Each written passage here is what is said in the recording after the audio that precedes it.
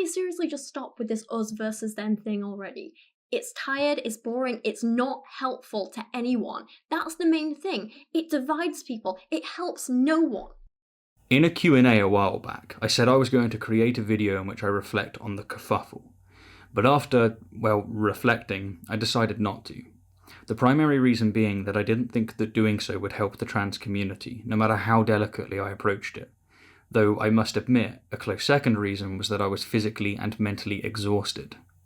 What's more, I'm really not a big fan of drama in general, and my disposition is to ignore it. But due to Ethel, Essence of Thought, relentlessly bullying my good friend Rachel Oates into self-harming, and then heavily insinuating that she's using the colour of her skin to manipulate people, I'm done with silence. This is simply not acceptable. This regressive, vindictive, bullying group of which Ethel is a part must be held accountable. And so, here are my reflections on the essence of drama.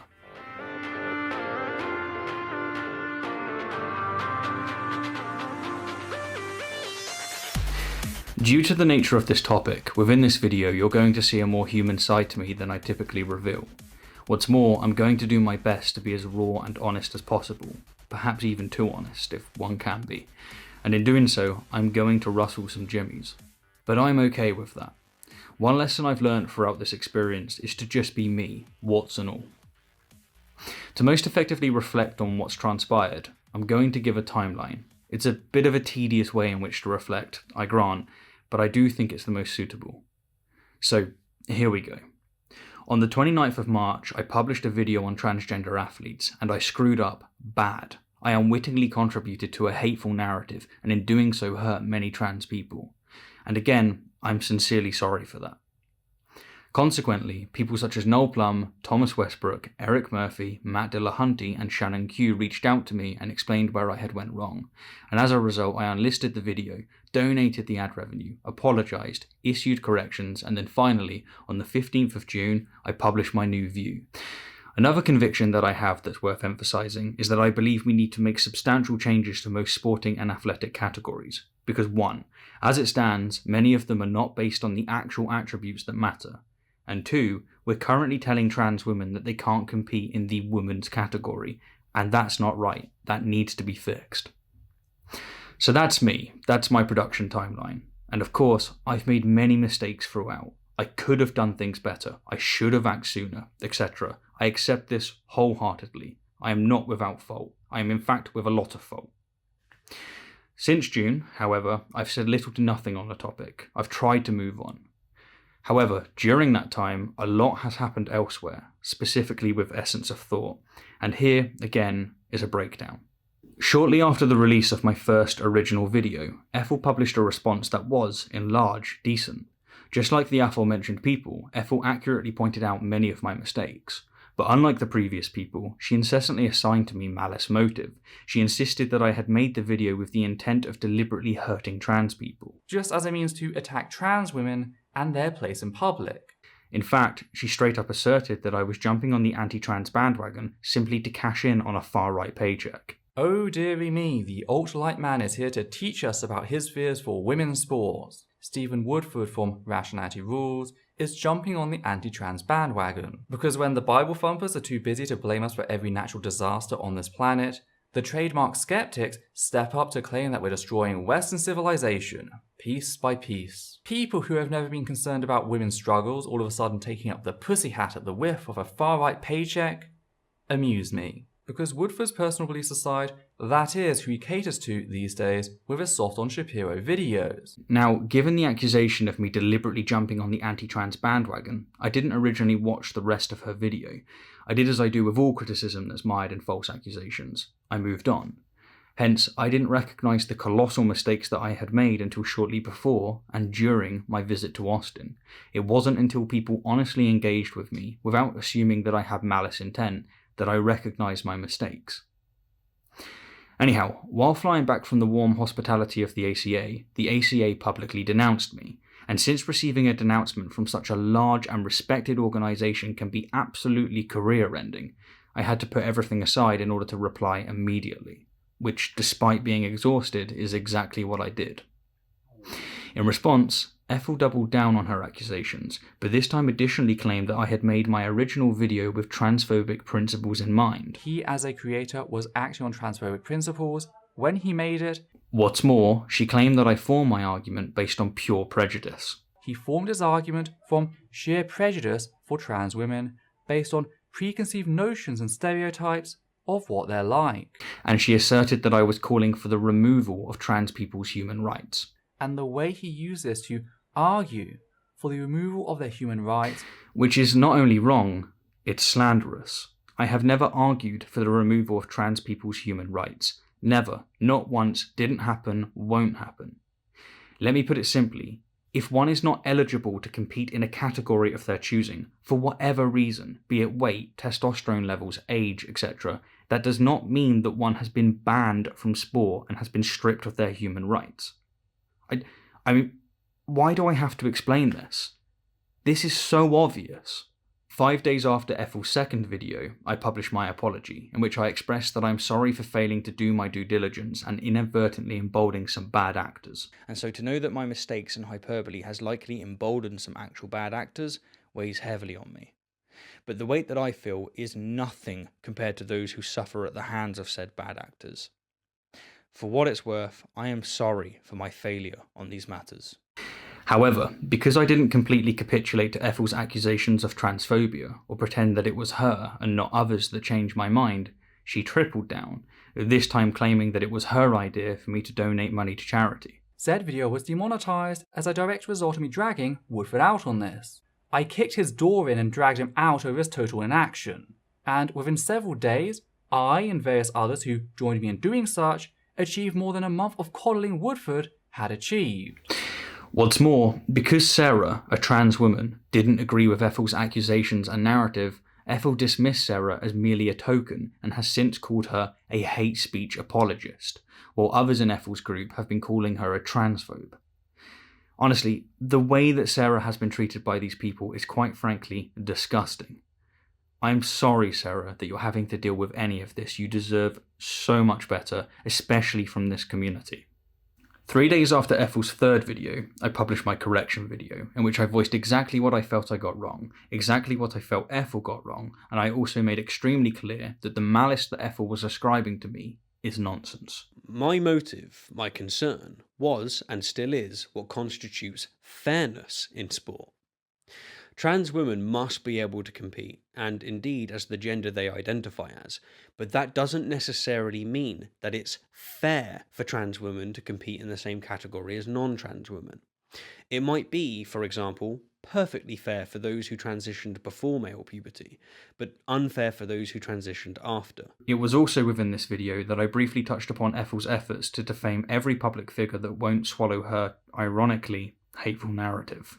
Now, in addition to defaming me, Ethel has been pretty much defaming anyone who won't publicly denounce me, including Matt Dillahunty, Aaron Ra, Thomas Westbrook, Telltale, Rachel Oates, and even Mr. Atheist, for crying out loud. In response, Ethel then created 2 videos over the next 10 days, one in which she continued to spread the same divisive narrative, and one in which she declared that I'm not a trans ally.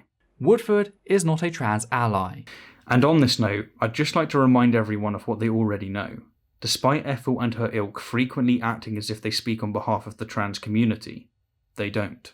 You do not speak for trans people. You do not speak for LGBT people. You speak for yourself. And they don't represent trans people. They represent a fringe minority of hateful assholes. But you do not even represent a majority of trans people. You represent a fringe minority that has a loud voice. You speak as though you speak on behalf of all trans people, but me and fellow trans women I am friends with think almost everything that comes out of your mouth is complete and utter bullshit. We're nearly through the timeline, I promise. On the 15th of June, I published my updated views, and 7 days later, Ethel published a response titled Rationality Rules Proves Himself a Transphobic Hack, in which, of course, she continued with all the same accusations, and once again declared me not to be an ally. Again, as if she speaks for the entire community. One group, including yourself, is arguing for the removal of certain human rights for trans people. To be clear, you are not supportive of the trans community, you are certainly no trans ally.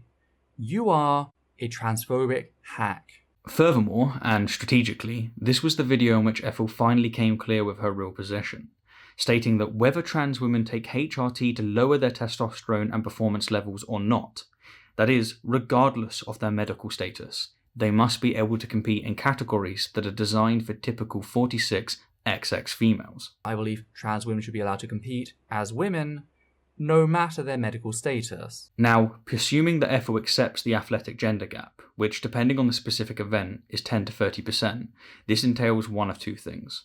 Either Ethel believes that as soon as a fully grown man embraces that they identify as a woman, the accrued athletic benefits of having 30 nanomoles of testosterone per litre surging throughout them for potentially decades simply vanishes. No matter their medical status. Or it entails that Ethel does not give a damn about fairness in sport. She couldn't care less. She's not even interested in renaming the categories so that gender is irrelevant, as I would. Now, credit where credit is due, Noel Plum spotted Ethel's true agenda from the outset. And when Ethel finally revealed her views, Noel made a very important and excellent observation.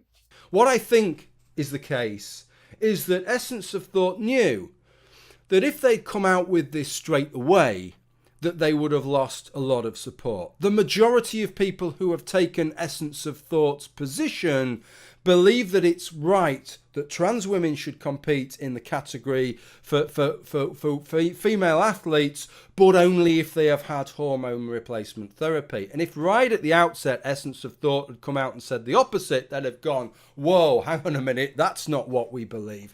Instead, what he has played is an absolute blinder.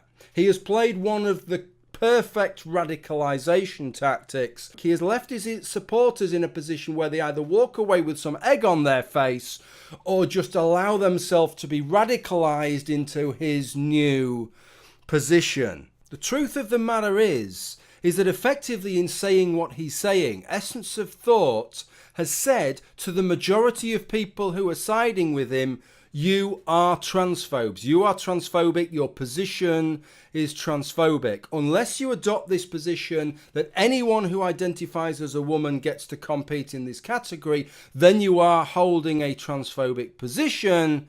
And his masterstroke is it seems to have done the trick. And nobody is arguing. None of his supporters are arguing with him. Indeed, this is a classic cult move, but the reason why I think it's had such an effect is because Ethel deletes anyone's comments that doesn't fit her narrative, which is why her videos have massive numbers of dislikes, yet no real criticism in the comments. It's an echo chamber. One could say that Ethel treats her subscribers like mushrooms. She keeps them in the dark and feeds them crap.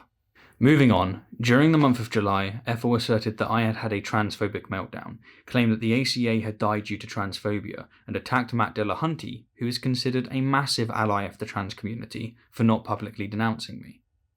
And finally, on the 24th of August, Ethel created yet another video on the topic in which she somehow quadrupled down on her defamation, stating as fact, get this, that my one and only goal throughout this entire ordeal has been to maximise the amount of harm to trans people that I possibly can. Woodford is not setting out to improve sport. He's setting out to maximise the amount of harm he can cause trans people. That's his one and only goal with this act. Something which should remove any lingering doubt one may have had as to his transphobic nature. He has nothing riding on this at all, outside of his desire to hurt trans women, regardless of how he's also hurting cis women, intersex cis women of colour, and lesbian cis women in particular, in the process. He, as with those making this argument in bad faith, are merely looking for some way to scratch their bigoted itch, a way to hurt trans people and avoid being called out on it. Nuts, isn't it? I mean, you couldn't make it up if you tried. Boy, that escalated quickly. Couple these statements with Ethel's assertions of me calling for violence. Yes, violence against the trans community, and we have a very serious situation indeed. In her struggle to stay relevant, Ethel has grotesquely manipulated a narrative in order to weaponize a marginalized community, and honestly, it's reprehensible. What's more, by calling me a violent transphobe for not being convinced that the burden has been met for some events, Ethel and her cult are legitimizing actual violent transphobes, and that angers me. People are seeing these accusations, and when they realize that it's nonsense, when they realize that it's defamatory, they are, understandingly, assuming the same is true of legitimate accusations against actual transphobes. This, as anyone with eyes can see, is absolutely detrimental to the trans community. But believe it or not, Ethel has sunk even lower than this. As briefly covered earlier, Ethel has been targeting just about every public figure in the YouTube secular community, insisting that they buy into her defamatory, ever-escalating narrative and denounce me as a transphobe, but she's had little to no success, and for that, I am very grateful. Plenty of public figures have expressed disagreement with me, which, again, is to be expected, but very few have drunk the Kool-Aid. But after trampling over the reputation of these figures, who are, let's not forget, considered massive allies of the trans community, Ethel found someone who simply couldn't ignore her accusations, my close friend Rachel Oates. After harassing and demanding that Rachel denounce me as a transphobe and manipulating everything that Rachel had to say while blocking her from defending herself, as Ethel does, Rachel replied in video format. She called out Ethel's lies and stated as clear as day that she is not interested at all in athletics, that she just wants to be left alone, but that she won't discard me as a friend simply because Ethel is demanding it. To be brutally honest, I don't care about sport. I don't know anything about sport. I have no interest in sport, so I didn't even have an opinion on the video. Even to this day, I don't know anything about sport. I don't know what skills or strengths or whatever people need to be able to do sports competitively. I don't know what gives someone an advantage or what doesn't. I can't stop something I'm not doing. Stop making that claim. This is exactly the same as the people who say, oh, when did you stop hitting your wife? I never viciously attack trans people. I can't stop viciously attacking trans people because I never started. Quit with the lies already. So this was a straw man. It was completely untrue. It was objectively wrong. So it made me mad. I said, okay, now you're literally talking rubbish. I never once supported the stuff Steve said in that video. I support the fact he's learning from it and trying to put it right. I won't cut off a friend because they happen to make an ill-informed mistake with no malice behind it. But Ethel couldn't respect that. She had found someone who's hurt by her defamation, and just like the bully in the playground who finds the kid who reacts, Ethel continued her harassment and defamation for months on end. She did exactly to Rachel what she did to me. She escalated the narrative, all while blocking and deleting anyone who didn't agree with her. Because that's what cults do. And finally, after months of lies and bullying, Rachel broke. She posted a video in which she was profusely crying, with blood trickling down her arm from self-harm, just as a means of getting Ethel to recognise the harm and abuse that her and her ilk were causing. Rachel wrote, I don't want to post this, but I don't know what else to do. I don't want sympathy. I want Ethel to be held accountable for their actions and realise what they're doing. I need an apology. I'm lost and hurt and angry and sad and confused and terrified. You see, Ethel, Rachel just wanted to be left alone. She said for months on end that she isn't interested in athletics, but that she won't denounce me simply because you're bullying her to do so. I don't know anything about sport. I have no interest in sport. I won't cut off a friend because they happen to make an ill-informed mistake with no malice behind it. But you couldn't leave her alone, could you? You couldn't accept that someone wouldn't bend to your intolerable commands, and so you bullied her for months on end. And when she broke, when she cried out in pain just so that you'd recognise her as a damn human being, you dismissed her anguish as simply a manipulative tactic. You pinned a Twitter post titled, How White Women Use Strategic Tears to Silence Women of Colour, and stated that you'll start caring about her safety if, and only if, she capitulates to your commands of endorsing your defamatory narrative. Honestly, Ethel, you've become the very monster that you set out to slay, an abusive, intolerant, bigoted bully. A few days after the incident, Rachel stated the following. I am so sorry that you had to see me like that. I was having a pretty bad episode when all of that went down. I was a mess. I didn't think any of it through. All I knew is I was hurting and my head was loud and I needed EOT to see me as human and see what he'd done so he'd finally stop and leave me alone. I just wanted the lies to stop and to be left alone. After months of trying to be left alone, I felt like EOT was actively trying to ruin my reputation and career by lying about me, and I didn't know how to stop it. I am sorry you all had to see me at my most vulnerable. I feel weak and pathetic. I never wanted you guys to see that side of me, and I'm sorry that you did. Now, I've been chatting with Rachel since the incident, and while hurt, she's doing a little better, and she's incredibly grateful for all the wonderful messages that you've all been sending her. In reply to her statement, I want to say publicly what I've already told her privately. Rachel, while you may not feel like it, you are extremely strong. Despite all of the bullying and manipulating, you didn't cave to Ethel's demands, you didn't condemn me, you didn't endorse a lie. And for that, you have my utmost respect. It's truly an honour to call you my friend. Thank you. So that's that. There's the bulk of the drama. There is, of course, loads that I haven't covered, but doing so would take eons, and I think there's already enough on the table for me to effectively convey my remaining thoughts in context. The first of which is that I'm convinced that Ethel and her cult embody what many term the regressive left. They're every bit as dogmatic, tribalistic, intolerant and insufferable as the evangelical right. With the evangelicals, you're either 100% with them or you're a heretic, a blasphemer, an infidel. And with the regressive left, you're either 100% with them or you're a phobe, a deplorable, a racist. While the evangelicals silence and bully transgressors by making them out to be immoral, disrespectful, offensive and sinful, the regressive left silence and bully transgressors by making them out to be tone policing, dog whistling, gatekeeping and victim blaming. Now, to be as crystal clear as I can, I'm not saying that these things don't occur. They do. Rather, I'm saying that this group wields them as shields and weapons. In both cases, it's a game of narrative, in which egregious acts are justified so long as they favour the dogma.